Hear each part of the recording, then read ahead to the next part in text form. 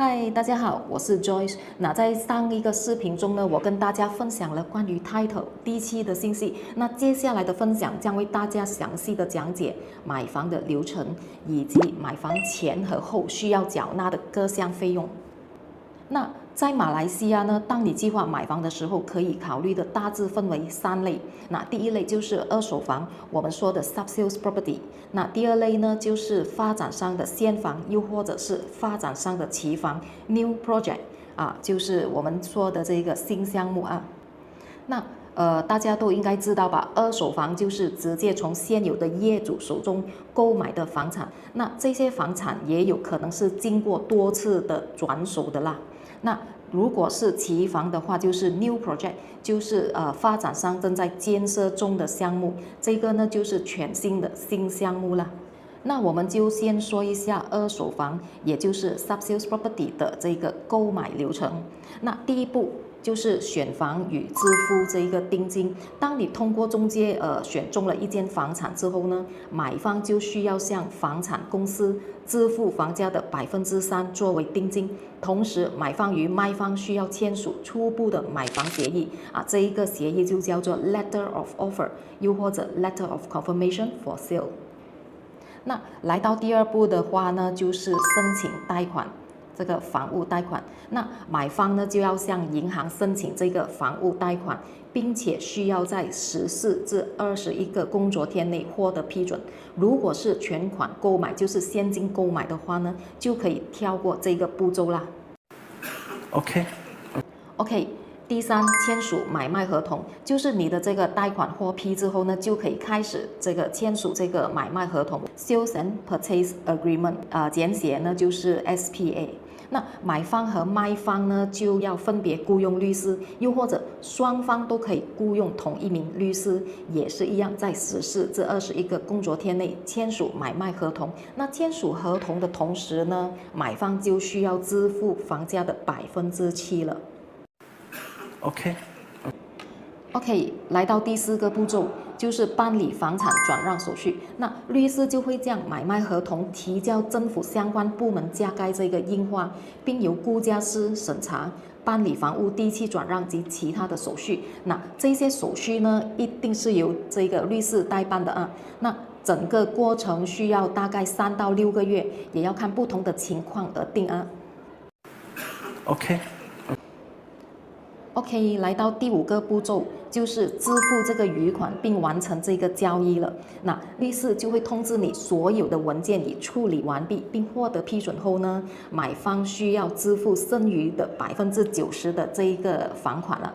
那如果是贷款的话，就是这个银行会支付这一笔钱了。在交易完成之后，就可以领取钥匙，并恭喜你拿房子。OK， 接下来呢就是期房 New Project 发展商新楼盘的购买流程。第一步一样啦，选房与支付定金。那买方选中单位后呢，需支付发展商那个定金。那具体的金额呢，就要看开发商的要求。最低为500马币，那一般为1000至数万马币了。那也是一样的，需要签署这个初步的协议 Booking Form 或者 Offer to Purchase Form。那第2步呢，就是申请贷款。买方呢就要向银行申请贷款，并需要在14至21个工作天内获批。如果因一些不可控的因素导致延误那个发展商通常会允许延迟申请贷款，但是呢，买方就需要提供合理的说明。OK， 我们来到第3步，你的贷款获得批准之后呢，就可以签署这个买卖合同 SPA 了。那贷款买方需要在14至21个工作天内完成买卖合同的签署，并支付房价的10%，包括已经支付的定金啦。如果遇到特殊的情况那也是一样的，你需要跟这个发展商申请这个延迟，以及提供合理的这一个说明。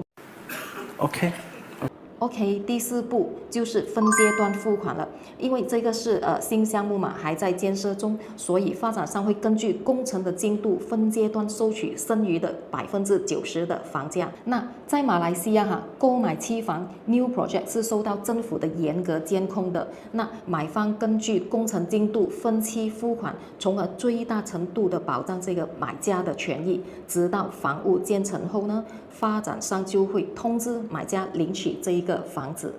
好。如果你是外国买家，不管是二手房或者发展商的期房 New Project 都需要跟政府申请这个外国人购买同意书 Foreigner Consent。那当然，这个律师或者这个开发商会帮你处理的啦。那另外，全款买房者可在合同加盖那个政府印花税之后呢，直接领取这个真本的合同啊。那贷款买房者呢，只能领取这个副本，那个真本将存放在这个贷款银行那一边哈。OK。另外，我还有一些小分享哈。那基本上购买二手房的时候，所有的费用通常都会由买家自行承担，而购买发展商的新项目，发展商通常会提供各种诱人的优惠，例如折扣、回扣、免费律师费、免费杂费，甚至包括一些家具配套。那现在你已经知道自己更想要哪种房产了吗？如果你要找房产买房，当然要找马来西亚房地产姐姐 Joyce Chow 啦。那我的 WhatsApp 和微信已经放在上面了，以及其他联系方式已经放在 YouTube 下方，欢迎随时联系我哦。OK。喜欢我的视频的话，记得点个关注哦。下期我会为大家分享买房前后需要缴纳的各项费用。我们下个视频见，拜拜。